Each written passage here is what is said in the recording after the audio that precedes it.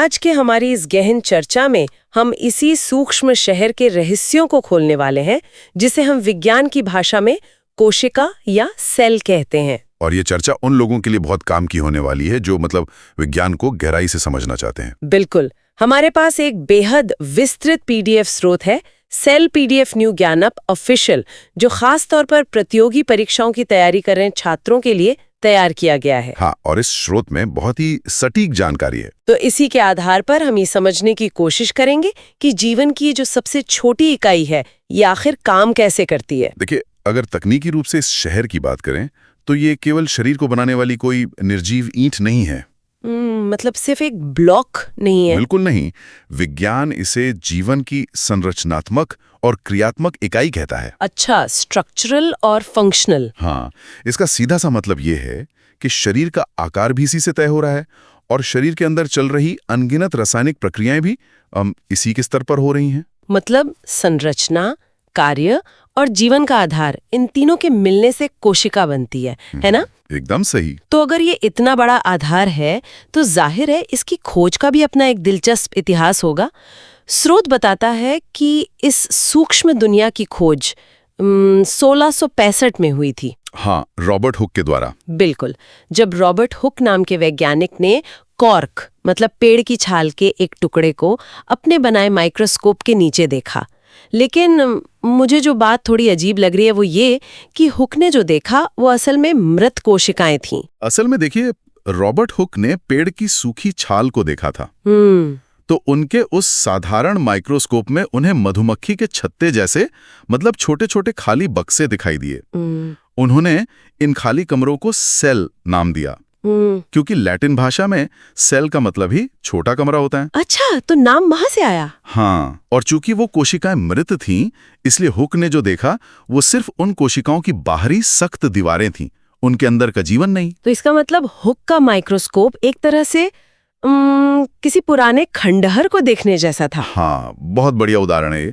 उन्हें सिर्फ दीवारें दिखी। तो फिर असली मतलब जीती जागती कोशिका फिर किसने खोजी? वो काम 1674 में एंटोनी वैन ल्यूवेनहॉक ने किया। अच्छा। उन्होंने तालाब के पानी में तैरते हुए छोटे जीवों को देखा, जिन्हें आज हम बैक्टीरिया कहते हैं। ये पहली बार था जब किसी ने जीवित कोशिका को काम करते हुए देखा था। अरे वाह। और इसके बाद 1831 में रॉबर्ट ब्राउन ने पादप कोशिका के अंदर एक गहरे सघन हिस्से की खोज की, जिसे नाभिक या न्यूक्लियस कहा गया। मतलब ये तो उस शहर के कंट्रोल रूम को खोजने जैसा था, है ना? बिल्कुल, एकदम सही कहा आपने। तो अगर हम इस ऐतिहासिक क्रम को देखें तो ये अलग-अलग खोजें एक बड़ी थ्योरी में कैसे बदल गईं? ये एक बहुत अहम सवाल है, क्योंकि पीडीएफ स्रोत में 1838 के कोशिका सिद्धांत यानी सेल थ्योरी का जिक्र है, जो श्लाइडन और श्वान ने दिया था। देखिए, विज्ञान को हमेशा बिखरे हुए तथ्यों को जोड़ने के लिए एक सार्वभौमिक नियम की जरूरत होती है। श्लाइडन ने पौधों पर शोध किया और श्वान ने जंतुओं पर। दोनों ने अलग-अलग काम किया। हाँ, लेकिन दोनों इस नतीजे पर पहुंचे कि दुनिया का हर जीव, चाहे वो पेड़ हो या जानवर, कोशिकाओं से ही बना है। यही कोशिका सिद्धांत का मूल था। रुको एक सेकंड, क्या ये सिद्धांत अपने आप में पूरा था? आप ऐसा क्यों पूछ रही हैं?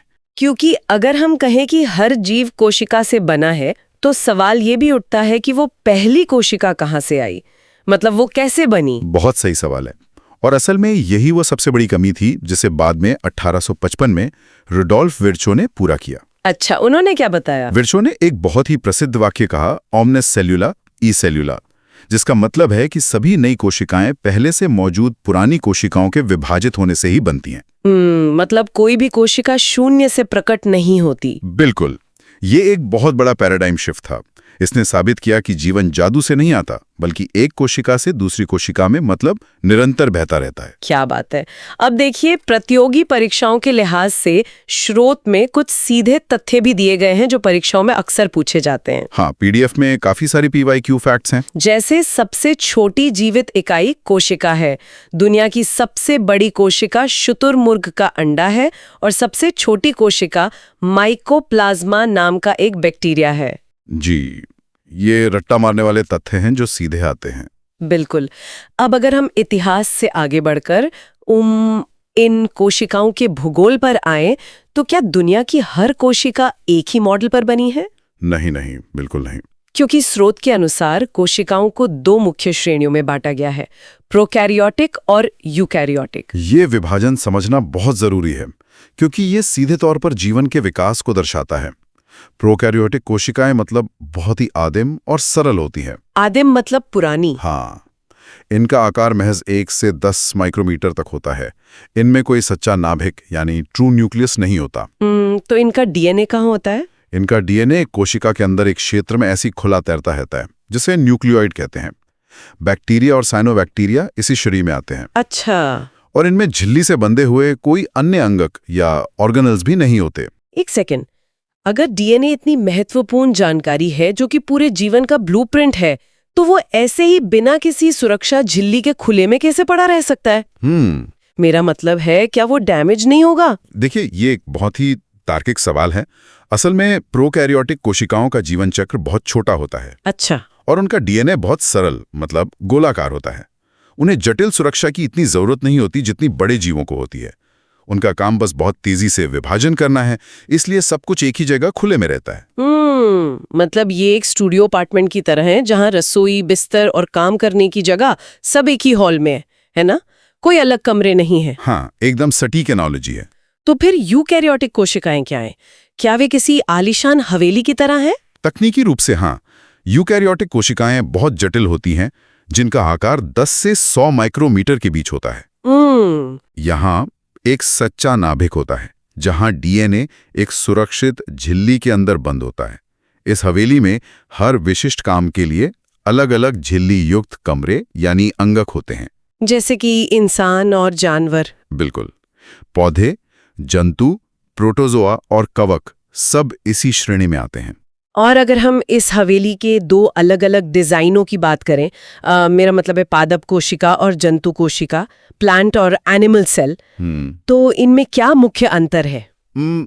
देखिए, मुख्य अंतर इस बात से पैदा होता है कि जीव प्रकृति में रहता कैसे है। अच्छा, कैसे रहता है मतलब? जैसे पादप कोशिका को या कहें पौधे को एक ही जगह पर खड़े रहकर बारिश, धूप और हवा झेलनी होती है। वो जानवरों की तरह भाग तो सकता नहीं। हाँ, ये बात तो है। इसलिए उसे अतिरिक्त सुरक्षा चाहिए, जो एक बहुत ही मजबूत कोशिका भित्ति या सेल वॉल के रूप में होती है। साथ ही पौधे अपना खाना खुद बनाते हैं, जिसके लिए उनके पास क्लोरोप्लास्ट होते हैं। और उनका भोजन स्टार्च के रूप में जमा होता है, जैसा पीडीएफ में लिखा है। बिल्कुल सही। और जंतु कोशिका के बारे में क्या कहेंगे? जंतुओं को शिकार करने या भागने के लिए बहुत हिलना डुलना पड़ता है। अगर उनकी कोशिकाएं पौधों की तरह सख्त दीवार वाली होती तो हमारा शरीर इतना लचीला नहीं होता। अच्छा, तो भित्ति नहीं होती? हाँ, जंतु कोशिका में भित्ति नहीं होती, सिर्फ एक लचीली झिल्ली होती है। जंतुओं में बड़े वैक्यूल यानी पानी की टंकी भी नहीं होते और वे अपना भोजन ग्लाइकोजेन के रूप में जमा करते हैं। एक और खास बात, जंतु कोशिका में सेंट्रियोल नाम का एक अंगक होता है जो पादप कोशिका में नहीं मिलता। ये कोशिका विभाजन में मदद करता है। समझ गई। तो चलिए अब इस हवेली के अंदर चलकर देखते हैं कि इसके अलग-अलग कमरे या विज्ञान की भाषा में कहें तो अंगक काम कैसे करते हैं। चलिए देखते हैं। पीडीएफ स्रोत में माइटोकॉन्ड्रिया को कोशिका का ऊर्जा घर या पावर हाउस कहा गया है, लेकिन ये काम कैसे करता है? मतलब ऊर्जा कैसे बनती है? देखिए, माइटोकॉन्ड्रिया भोजन मुख्य रूप से ग्लूकोज और ऑक्सीजन का उपयोग करके ऊर्जा पैदा करता है। इस प्रक्रिया को ऑक्सीकरण कहते हैं, जहां ग्लूकोज टूटता है और ऊर्जा एटीपी के रूप में बनती है। एटीपी? एटीपी को अगर हम आम भाषा में समझें तो वो क्या है? एटीपी को आप एक रिचार्जेबल बैटरी या एक दबी हुई स्प्रिंग मान सकते हैं। अच्छा। जब कोशिका को कोई काम करना होता है तो वो एटीपी के एक अणु को तोड़ती है, जिससे ऊर्जा निकलती है। फिर माइटोकॉन्ड्रिया वापस उस बैटरी को चार्ज कर देता है। बहुत ही बढ़िया व्यवस्था है ये तो। बिल्कुल। और इस काम को तेजी से करने के लिए माइटोकॉन्ड्रिया की आंतरिक झिल्ली बहुत मुड़ी हुई होती हैं, जिन्हें क्रिस्टा कहते हैं। ये मोड़ इसलिए होते हैं ताकि एटीपी बनाने के लिए ज्यादा जगह मिल सके। एक मिनट, स्रोत में यहाँ एक तथ्य दिया है जो सच में चौंकाने वाला है। इसमें लिखा है कि माइटोकॉन्ड्रिया का अपना खुद का डीएनए और अपना राइबोसोम होता है। जी हाँ। मुझे ये समझ नहीं आ रहा है, अगर कोशिका का अपना डीएनए उसके नाभिक में है तो माइटोकॉन्ड्रिया के पास अपना अलग डीएनए क्यों है? मतलब क्या ये कोशिका के अंदर कोई स्वतंत्र किराएदार रह रहा है? विज्ञान भी लंबे समय तक इस सवाल से जूझता रहा था। अच्छा, हाँ, इसका जवाब एंडोसिम्बायोसिस थ्योरी में मिलता है। प्रतियोगी परीक्षाओं में अक्सर इस पर सवाल आते हैं। तो ये थ्योरी क्या कहती है? ऐसा माना जाता है कि लाखों साल पहले माइटोकॉन्ड्रिया खुद एक स्वतंत्र बैक्टीरिया जैसा जीव हुआ करता था। अरे वाह, सच में? हाँ, वो किसी बड़ी कोशिका के अंदर चला गया और बजाय पचने के दोनों ने एक दूसरे के साथ समझौता कर लिया। एक डील हो गई दोनों में। बिल्कुल, बड़ी कोशिका को ऊर्जा मिलने लगी और माइटोकॉन्ड्रिया को रहने के लिए सुरक्षित जगह। इसीलिए आज भी माइटोकॉन्ड्रिया के पास अपना खुद का अलग डीएनए होता है। ये जानकारी तो सच में दिमाग घुमा देने वाली है। मतलब हमारे शरीर का पावर प्लांट असल में कभी एक अलग जीव था। हाँ, प्रकृति के चमत्कार हैं ये। खैर, ऊर्जा बन गई। अब कोशिका को अपना ढांचा बनाने के लिए सामग्री चाहिए।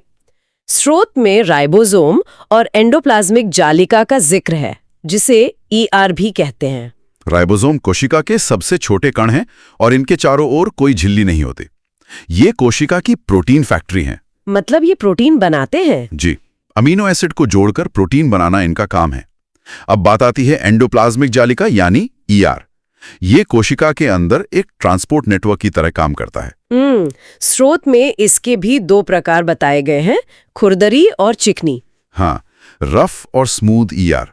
जो खुरदरी ईआर होती है उसकी सतह पर राइबोसोम चिपके होते हैं। अच्छा, इसीलिए वो खुरदरी दिखती है। अच्छा, तो ये वही राइबोसोम्स हैं जो प्रोटीन बनाते हैं? बिल्कुल, क्योंकि उस पर राइबोसोम है इसलिए वो मुख्य रूप से प्रोटीन के निर्माण और उसे सही जगह पहुंचाने का काम करती है। और चिकनी ईआर क्या करती है? दूसरी तरफ चिकनी ईआर पर राइबोसोम नहीं होते। वो लिपिड यानी वसा बनाती है और एक बहुत अहम काम करती है, डिटॉक्सिफिकेशन। डिटॉक्सिफिकेशन मतलब जहर को काटना? हाँ, अगर शरीर में कोई जहरीला पदार्थ या दवा का अतिरिक्त असर है तो चिकनी ईआर उसे रासायनिक रूप से तोड़कर निष्क्रिय कर देती है। समझ गई। अब माल बन गया तो इसे पैक करके सही जगह भेजना भी तो होगा। इसके लिए गोल्जी बॉडी और लाइसोसोम है।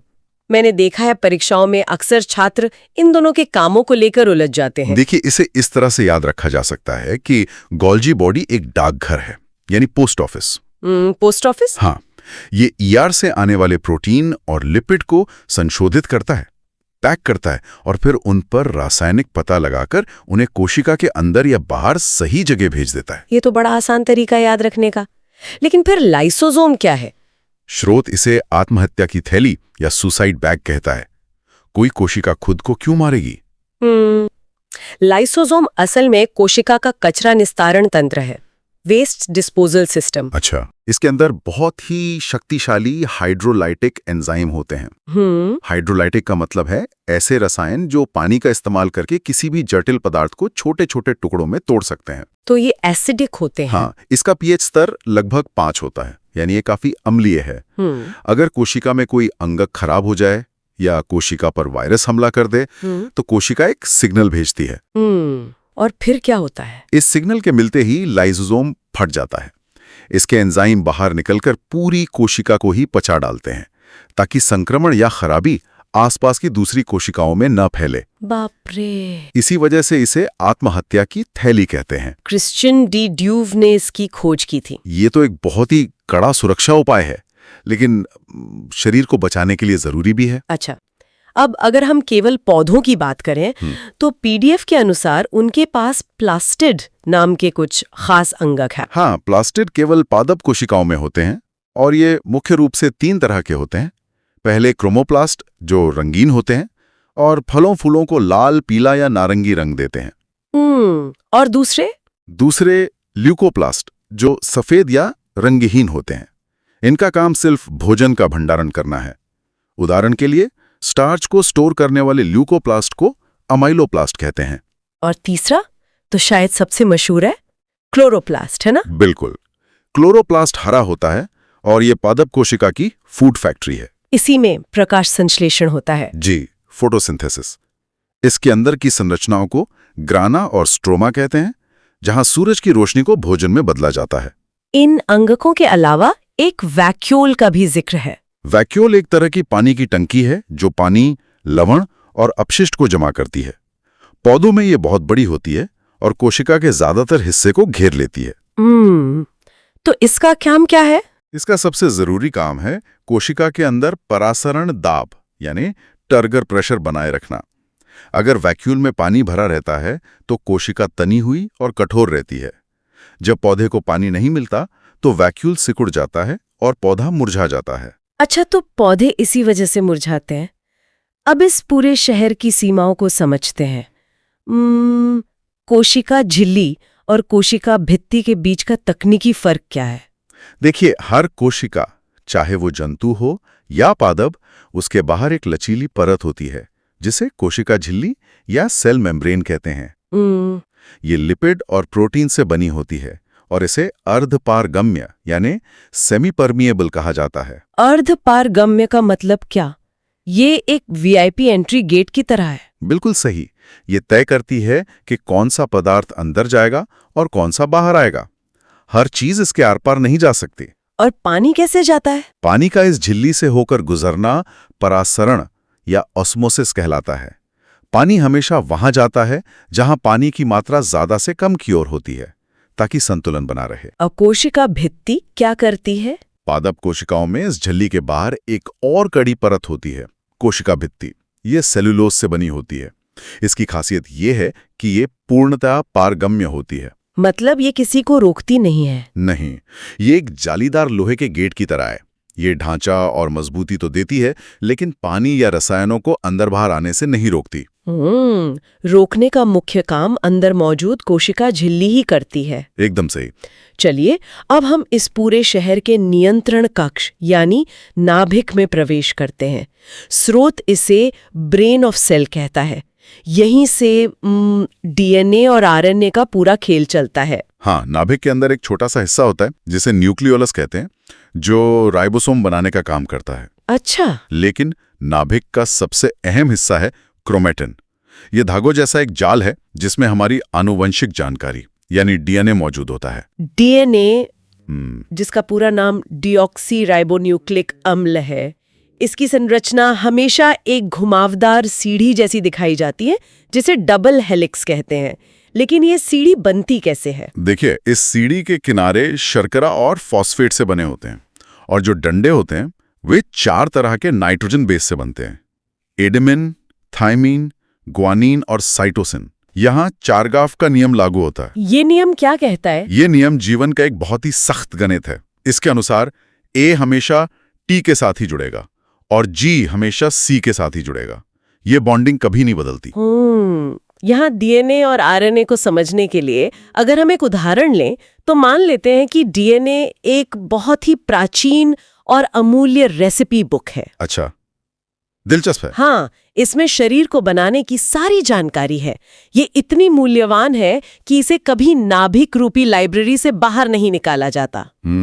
लेकिन प्रोटीन जो कि डिश है, उसे तो राइबोसोम में बनना है जो कि किचन है। तो क्या आरएनए उस रेसिपी को कॉपी करके किचन तक ले जाने वाले शेफ का काम करता है? ये समझने के लिए सबसे बेहतरीन तरीका है आरएनए यानी राइबोन्यूक्लिक अम्ल असल में यही करता है। आरएनए डीएनए से थोड़ा अलग होता है? अलग कैसे? ये अक्सर सिंगल स्ट्रैंड यानी इकहरा होता है और इसमें टी के जगह यू यानी यूरैसिल होता है। तो ये शेफ काम कैसे करता है? पीडीएफ में इसके 3 प्रकार बताए गए हैं। हाँ, इसके 3 रूप मिलकर काम करते हैं। सबसे पहले मैसेंजर आरएनए या एमआरएनए नाभिक में जाता है और डीएनए की उस रेसिपी बुक से जरूरी पन्ने की कॉपी बनाता है। फिर वो उस कॉपी को लेकर किचन यानी राइबोसोम में आता है। अच्छा, फिर? दूसरा है ट्रांसफर आरएनए जो एक असिस्टेंट की तरह काम करता है। ये रेसिपी पढ़कर उसके हिसाब से अमीनो एसिड चुन कर लाता है, मतलब सामग्री लाता है। बिल्कुल। और अंत में राइबोसोमल आरएनए जो खुद किचन का हिस्सा है और इन अमीनो एसिड्स को जोड़कर प्रोटीन बना देता है। क्या बात है। और ये जो रेसिपी बुक यानी डीएनए है, ये गुणसूत्रों में कैसे बदल जाती हैं? स्रोत में हिस्टोन प्रोटीन का भी जिक्र है। ये हिस्टोन प्रोटीन क्या है? इसे ऐसे समझें कि डीएनए का धागा बहुत लंबा होता है। अगर इसे ऐसे ही रखा जाए तो ये उलझ जाएगा। हिस्टोन प्रोटीन एक चरखी की तरह काम करते हैं। चरखी मतलब जिस पर धागा लपेटा जाता है? हाँ, जब कोशिका विभाजित होने वाली होती है तो डीएनए का ये लंबा धागा हिस्टोन प्रोटीन के चारों ओर कसकर लिपट जाता है। इस लिपटे हुए, सिकुड़े और घने ढांचे को ही गुणसूत्र या क्रोमोसोम कहते हैं। अच्छा, मनुष्य में इसकी संख्या कितनी होती है? हर मानव कोशिका में 46 गुणसूत्र होते हैं, जो 23 जोड़ों में रहते हैं। इनमें से 44 ऑटोसोम कहलाते हैं, जो हमारे शरीर के सामान्य लक्षण जैसे आंखों का रंग, बालों का प्रकार तय करते हैं। और बाकी दो? बाकी दो लिंग गुणसूत्र होते हैं, जो ये तय करते हैं कि शरीर महिला का होगा यानी XX या पुरुष का यानी XY। और इन्हीं गुणसूत्रों पर मौजूद डीएनए के छोटे छोटे हिस्सों को जीन कहा जाता है। तो जब इस शहर के पास पूरी रेसिपी आ गई, ऊर्जा बन गई, कचरा साफ हो गया, तो ये शहर अपना विस्तार कैसे करता है? पीडीएफ का आखिरी हिस्सा कोशिका विभाजन पर है। यहाँ समसूत्री और अर्धसूत्री विभाजन की बात की गई है। कोशिका विभाजन शरीर के बढ़ने और पुरानी कोशिकाओं के मरने पर उनकी जगह लेने का तरीका है। समसूत्री विभाजन यानी माइटोसिस हमारे शरीर की सामान्य शारीरिक कोशिकाओं में होता है, जैसे हमारी त्वचा, बाल या हड्डियां। तो इसमें क्या होता है? क्या एक कोशिका बस बीच से टूटकर दो बन जाती है? टूटने से पहले वो अपना पूरा डीएनए डबल कर लेती है। इसमें एक मात्र कोशिका विभाजित होकर दो बिल्कुल समान पुत्री कोशिकाएं बनाती है। समान मतलब आइडेंटिकल? हाँ, गुणसूत्रों की संख्या वैसी की वैसी ही रहती है, यानी 2n से 2n। इसका मुख्य काम शरीर की वृद्धि और चोट लगने पर मरम्मत करना है। और स्रोत में इसकी 5 अवस्थाएं दी गई हैं: इंटरफेज, प्रोफेज, मेटाफेज, एनाफेज और टीलोफेज। जी, इसे आसानी से याद रखने के लिए हम माइटोसिस को सेम नंबर टू सेल कह सकते हैं। लेकिन एक सवाल ये भी है कि अगर हमेशा एक जैसी ही कोशिकाएं बनेंगी तो फिर विकास और विविधता कैसे आएगी? मतलब सब एक जैसे नहीं हो जाएंगे। और यहीं पर अर्धसूत्री विभाजन या मियोसिस आता है। स्रोत के अनुसार ये जनन कोशिकाओं में होता है, यानी अगली पीढ़ी के लिए गैमीट जैसे शुक्राणु और अंडाणु बनाने के लिए। अच्छा, अर्धसूत्री विभाजन का मकसद एक इंसान को बड़ा करना नहीं, बल्कि जीवन को आगे बढ़ाना है। इसमें एक कोशिका से 4 कोशिकाएं बनती हैं। और सबसे अहम बात, इसमें गुणसूत्रों की संख्या आधी हो जाती है, 2n से n हो जाती है। इसे हाफ नंबर 4 सेल कहा जाता है। आधी क्यों हो जाती है? क्योंकि जब पिता से आधा और माता से आधा मिलेगा, तभी तो बच्चे में वापस पूरा यानी 46 गुणसूत्र बनेंगे। हाँ, ये तो लॉजिकल है। लेकिन ये 4 कोशिकाएं जो बनती हैं, ये आपस में असमान क्यों होती हैं? स्रोत में एक क्रॉसिंग ओवर का जिक्र है जो प्रोफेज 1 में होता है। ये क्रॉसिंग ओवर आखिर काम कैसे करता है? देखिए, क्रॉसिंग ओवर असल में डीएनए की अदला बदली है। अच्छा। हाँ, जब गुणसूत्र जोड़े में आते हैं तो वे एक दूसरे से चिपककर अपने डीएनए के कुछ हिस्सों को काटकर एक दूसरे से बदल लेते हैं। इसे आप ताश के पत्तों को फेंटने जैसा मान सकते हैं। हर बार जब पत्ते फेंटे जाते हैं, एक नया क्रम बनता है। तो ये क्रॉसिंग ओवर ही वो कारण है जिससे हम सब एक दूसरे से अलग दिखते हैं। अगर ये मियोसिस और क्रॉसिंग ओवर नहीं होता तो क्या एक ही माता पिता के सभी बच्चे बिल्कुल एक दूसरे की कार्बन कॉपी होते? तकनीकी रूप से ऐसा ही होता है। मियोसिस के कारण ही आनुवंशिक विविधता आती है। जीवन को बीमारियों और बदलते पर्यावरण से बचाने के लिए ये विविधता सबसे बड़ा हथियार है। ये सच में बहुत अद्भुत है। तो अगर हम इस पूरी यात्रा को समेटें तो रॉबर्ट हुक के एक साधारण कॉर्क के टुकड़े से शुरू हुई ये कहानी माइटोकॉन्ड्रिया के ऊर्जा उत्पादन, डीएनए के सख्त कोड और कोशिका विभाजन की जटिलताओं तक आ गई है। बिल्कुल। ये 37 ट्रिलियन कोशिकाओं का एक ऐसा माइक्रोस्कोपिक ब्रह्मांड है जो हर पल बिना रुके हमारे अस्तित्व को बनाए हुए है। ये स्रोत न केवल प्रतियोगी परीक्षाओं की तैयारी के लिए सटीक है, बल्कि ये समझने के लिए भी